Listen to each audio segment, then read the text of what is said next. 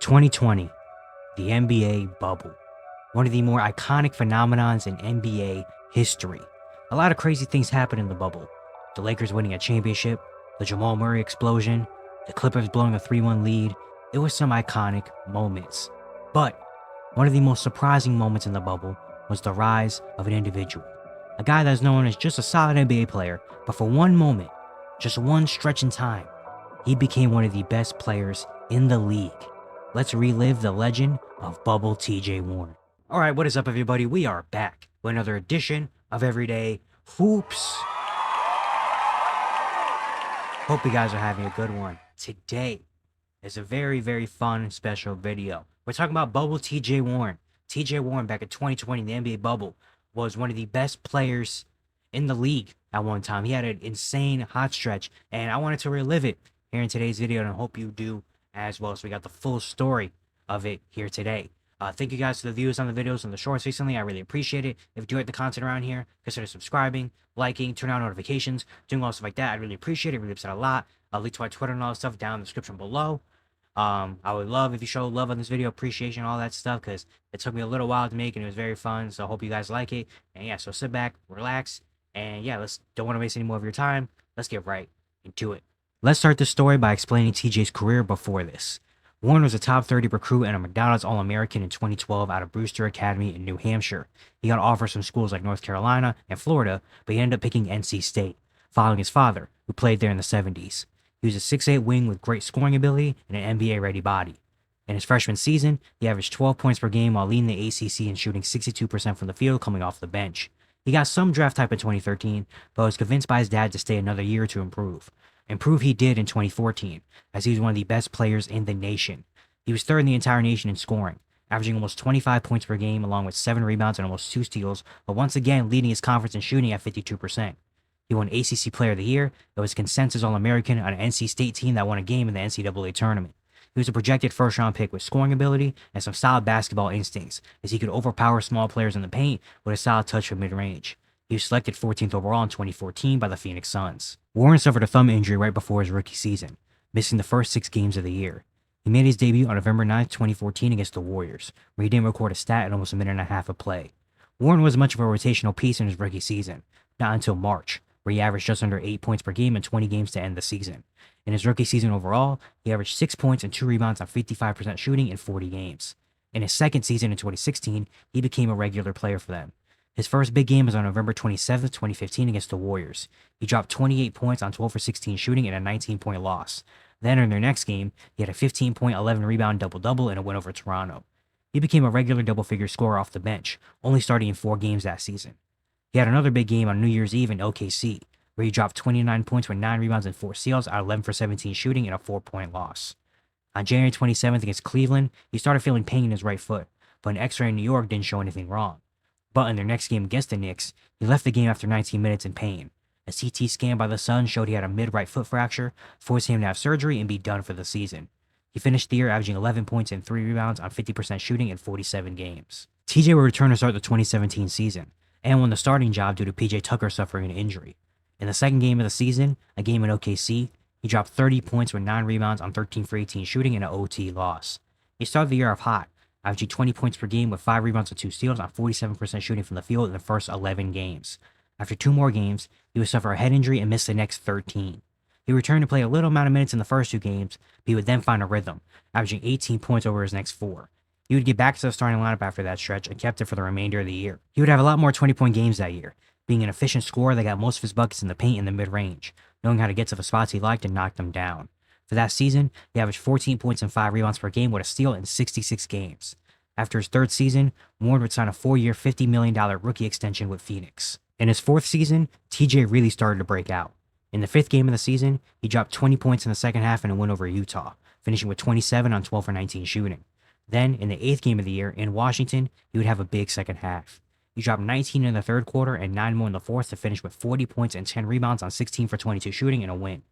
He would have another big game in November against Minnesota, where he scored 10 in the 4th quarter to help win, finishing with 35 on 15 for 22 shooting. He played in the first 40 games of the season, where he averaged over 19.5 points and 5.5 rebounds on 48% shooting, really finding his role as one of the bright spots in Phoenix. He missed a few games because of an illness and back injury, but then returned and averaged 19 on 50% shooting in 23 of the next 26 games. After a game against the Warriors in mid-March, he removed himself after 30 minutes after feeling a sharp pain in his knee. It turns out he had inflammation in his knee, and he would miss the last 11 games of the season. He finished year 4 having a career year, averaging over 19.5 points with 5 rebounds, an assist, and a steal, while shooting 49% from the field in 65 games. Warren would be ready to start 2019, going back to a bench role for the first 6 games of the season, but then getting back into the starting lineup in the 7th game where he scored 21. He would start the next game, then miss the game after due to a back injury. After returning and playing 13 scoreless minutes, Warren would start to heat up. He would score 20 in 7 straight games, averaging almost 24 points with 5 rebounds, a steal, and a block on 55, 47, 93 shooting splits, but Phoenix would go 1-6. After a few games, he would have to miss 5 games due to an ankle injury. He would return and get back to hooping. He had his only 30-point game of the season against the Mavericks, finishing with 30 points, 11 for 17 shooting, and a win. He would average 18 points and 4 rebounds with almost 1.5 steals while shooting 46% from the field and 41% from 3 over the next 23 games. In a game on January 22nd against the Wolves, he played 16 minutes before going down with an ankle injury.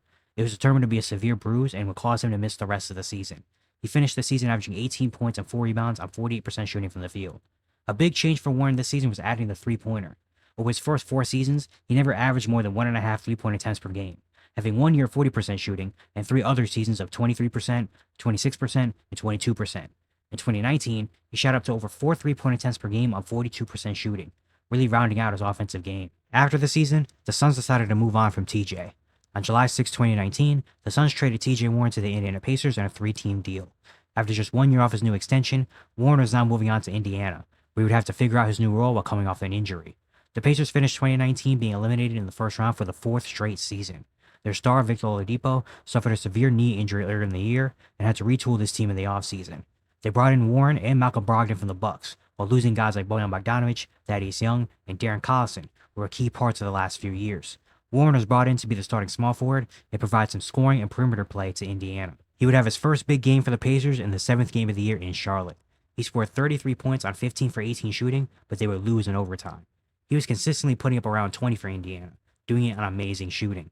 He had another good game at the end of November in Philadelphia, where he scored 29 points while going 4 for 4 from 3, but they would lose another close game. He had another huge game against the Hornets in January. After scoring 6 in the first half, he dropped 13 in the third quarter, then went on a heater with 17 in the fourth quarter to help Indiana pull away, finishing with 36 on 15 for 24 shooting. He had another 33-point game against the Warriors in a win, and dropped 35 in the final game before the All-Star break on 16 for 19 shooting and a win over the Bucks. In the first half of the season, he averaged 18.5 points on 53% shooting from the field and 37% from 3, having the Pacers at 6th place in the East. He continued to play well after the break, averaging 21 points and 5 rebounds and 57% shooting in 12 games before the NBA shut down due to Rudy Gobert testing positive for COVID-19. The league would return in August, playing at ESPN's Wide World of Sports complex in Orlando, Florida.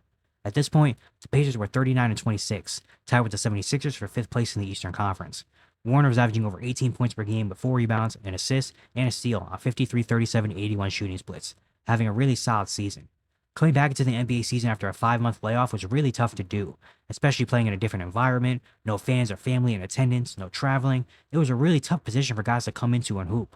But some people thrive in different environments, and this might have been what TJ Warren needed to really shine, as the bubble will give him his moment for greatness. The Pacers' first official regular season game back was against the 76ers on August 1st. Warren got it cooking early, dropping 17 points in the first quarter, getting a lot of close mid-ranges and buckets at the rim. He would have a slight streak in the second quarter, scoring 8 straight near the end of it, entering halftime with 29 points on 12 for 16 shooting and making 4 threes. He slowed down in the third quarter, scoring just 5 points for Indiana, trailing by 5. But in the fourth quarter, he would explode. He hit 3 straight shots near the halfway point of the fourth to bring the lead down to 3. Indiana would take a lead over the next few minutes, then Warren made another 3 to bring the lead to 5, and one would give them a 7-point lead. With a minute left, Warren would make another 3 to set the 50 mark, becoming the 4th player in Pacer history to score 50, joining Billy Knight, Reggie Miller, and Jermaine O'Neal. He made one more 3 to end it, totaling 53 points, along with 4 rebounds, 3 assists, and 2 blocks, while shooting 20 for 29 from the field, 9 for 12 from 3, and 4 for 4 from the line in a 6-point win. Warren had one of the most unexpected 50-point explosions in history, as he had the first huge game back in the NBA, setting the world on fire, with incredible reactions on social media about his amazing performance. This was just one game though, as you would have to see if this was just a hot night. Their next game was against the Wizards. He would score 5 in the first quarter, taking 7 shots, still failing himself in the 50-piece. He also totaled 5 rebounds and 3 blocks.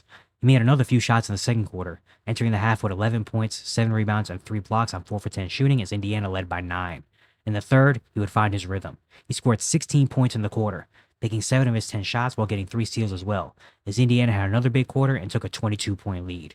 We had a couple more shots in the fourth, finishing with 34 points, 11 rebounds, 4 assists, 3 steals, and 4 blocks, while shooting 14 for 26 in the field and making all 5 free throws in an 11-point win. Their third game would be against the Magic. TJ set the tone right away. The three-pointer was hitting, and he was getting to the mid-range with ease. He was cooking Orlando, finishing with 17 points in the first quarter on 6 for 6 shooting, including 3 three-pointers, as Indiana scored 43 as a team in the opening period. He would make his next 2 shots in the second, finishing with 21 points at the half while shooting 8 for 8 as Indiana led by 21. The hand would cool off in the third, as he shot 3 for 7 with 7 points, but the Pacers still led by 16. He made 2 more shots in the fourth, and the Pacers won by 11. Warren finished with 32 points, 3 assists, and 3 steals on 13 for 17 shooting and was 4 for 5 from 3. TJ was probably the hottest player in the league at this point, with 3 straight 30-point games on amazing efficiency, while leading Indiana to win all these games. Over these 3 games, Warren had averages of over 39.5 points per game, with 5 rebounds, 3 assists, 2 steals, and 2 blocks, while shooting 65% from the field, 61% from 3, and 91% from the line, putting on one of the most random hot streaks in NBA history. In their fourth game against his old team, the Suns, Warren came back down to earth. He started off with 7 points and 4 rebounds in the first quarter on 3 for 7 shooting, then had 6 more on 3 for 5 shooting in the second, finishing with 13 points at the half. In the second half, he struggled, making just 1 shot in 16 minutes as the Pacers would lose by 15. Warren finished with 16 points, 11 rebounds, and 2 steals on 7 for 20 shooting. You would think this would be the end of the streak, coming back down to normal after an insane run. But it wasn't over just yet. Their fifth game would be against the Lakers. After making 1 shot in the first 5.5 minutes of the game, TJ would find a groove.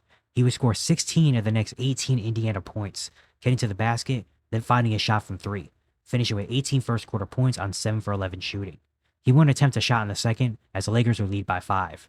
In the third, he had a 6-point stretch in the middle of the quarter to give the Pacers the lead, scoring 9 in the quarter as Indiana led by 6 after 3. Indiana got off to a slow start in the fourth, going for 4 minutes without scoring.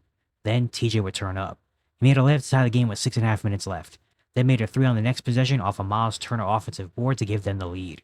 In the final 2 minutes of the game, LA took a 1-point lead after an AD layup. Warren would come back and hit a shot to turn the lead back over. After an AD missed 3, Warren came back and made another shot to extend the lead.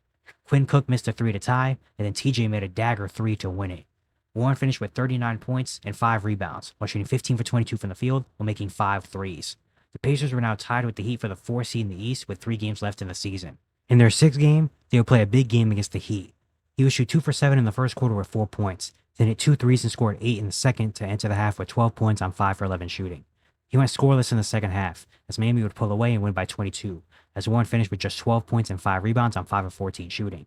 TJ wouldn't play in the last 2 games of the season due to plantar fasciitis, but the Pacers would win both games, finishing 45 and 28, the 4th seed in the East. Warren's final numbers in the bubble seeding games were 31 points, 6 rebounds, 2 assists, a steal, and a block, on 57% shooting from the field, 52% from 3, and 89% from the line, making all bubble first team, along with Damian Lillard, James Harden, Luka Doncic, and Devin Booker. In the entirety of the 2020 season, he averaged a career high in points with just under 20 per game, field goal percentage at 53%, free throw percentage at 82%, and games played with 67 games. TJ became a household name in the bubble, being a star and must-watch player. He had a career year, and many people thought that just maybe this could be the rise of his career. He could stick around the league as a really good starting player. I remember watching Bubble Warren, and it was amazing to see someone that I thought of as just a regular NBA player play out of his mind and be one of the best in the league at one point. It just really shows how good basketball players are, as anyone in the NBA could really pop off and have some big moments. But it wasn't over, as we still had the playoffs to play. They would face off against the Miami Heat in the first round. The Pacers would have to do it without one of their stars, as Domantas Sabonis would miss the series due to plantar fasciitis. In Game 1, Warren scored 9 points in the first, but the Heat had an 8-point lead. He went scoreless in the second, as the Pacers trailed by 4 at halftime. He would turn up a little bit in the third, hitting a few shots to keep Indiana in the game as they fell behind by 10. Warren scored 10 on 4 for 5 shooting in the third. He made a 3 halfway through the fourth, but Miami pulled away, as Jimmy Butler and Goran Dragic outscored the Pacers by themselves 24-21, giving them the win by 12 to lead 1-0. TJ finished with 22, 8, and 3 with 4 steals on 9 for 18 shooting and made 4 threes. In Game 2, Warren hit a pair of shots in the first along with 5 rebounds as Indiana led by 2. He made 2 more shots in the second, as Miami took a 5-point lead into halftime led by Duncan Robinson and Jimmy Butler. In the third, he made 3 shots in the final few minutes to try and keep Indiana in it, but the Heat led by 11 entering the fourth. He went scoreless in the fourth, and Miami would hold on to win by 9 and lead the series 2-0. Warren finished with 14 points, 6 rebounds, and 3 assists on 7 for 15 shooting. In Game 3, Warren came out with 8 points in the first, making 3 of 6 shots, but Miami led after a great end to the quarter. The Heat would pull away in the second, taking a 20-point lead at one point and being up 18 at halftime. In the third, Indiana would come back, with Warren scoring 7 and the Pacers trailed by just 4 going into the fourth. He scored 4 in the fourth, and Indiana kept it close, but they went cold, scoring just 6 points in the last 4 minutes of the game and losing by 9. TJ finished with 23 points, 6 rebounds, and 5 steals on 8 for 18 shooting, but they were down 3-0. In Game 4, Warren scored 5 in the first, and Indiana led by 1 after the first thanks to a Malcolm Brogdon layup. He had another shot in the second, and Miami had a good end to the half to lead by 6 at halftime. Both teams went kind of cold in the third, as Warren had 5 and Indiana trailed by 8 going into their final quarter. Warren hit some shots in the fourth to keep the game close, scoring 9 in the quarter, but Miami would close it out, winning by 12 and sweeping Indiana. Warren finished with 21, 5, and 4 on 8 for 17 shooting. In his first ever playoff series, Warren averaged 20 points per game with 6 rebounds, 3 assists, and 2 steals on 47% shooting from the field, 36% from 3, and 100% from the line. The legend of Bubble TJ ended there, as Indiana was swept, and Miami ended up going all the way to the NBA Finals, losing to the Lakers in 6. After this amazing run, everyone was very interested to see how TJ would come back in 2021 and build off of his legendary streak. Unfortunately, the story doesn't have a happy ending. In 2021, he played the first 4 games of the season, averaging 15.5 points per game before having to undergo surgery to repair a small left navicular stress fracture, a foot injury that forced him to miss the rest of the season and also miss the entire 2022 season, ending his contract and entering free agency. Warren signed a 1-year deal with the Brooklyn Nets. He made his season debut on December 2nd, 2022 against the Raptors, appearing in his first game in 2 years, where he had 10 points. He had his first big game on December 26th in Cleveland, where he dropped 23 and 8 on 9 for 14 shooting in a win.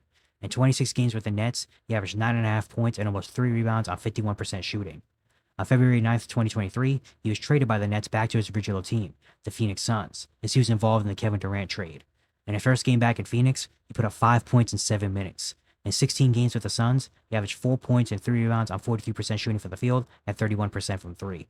Overall in the season, he averaged 7.5 points on 49% shooting in 42 games.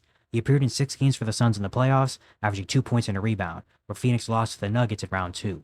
After the season, he had to wait until the end of 2024 to get back into the league, signing multiple 10-day contracts with the Wolves before getting an end-of-the-season contract with them.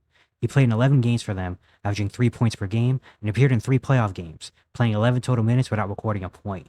Warren didn't play a game in 2025, playing for the Westchester Knicks in the NBA G League. Injuries were an unfortunate plague in TJ's career, as he appeared in more games in the 2020 season than he has from 2021 to 2025. He's 31 years old and still playing in the G League, trying to get another crack in the league. But even if he never does, we as NBA fans will never forget the legend of Bubble TJ and his miraculous run in 2020. This has to probably be one of the best random hot streaks in NBA history, and even though many people discredit the legitimacy of the bubble, you have to admit that it has some of the funnest storylines, with Bubble TJ definitely being near the top of the list. And yeah, it's going to be it for today, the story of TJ Warren in the bubble.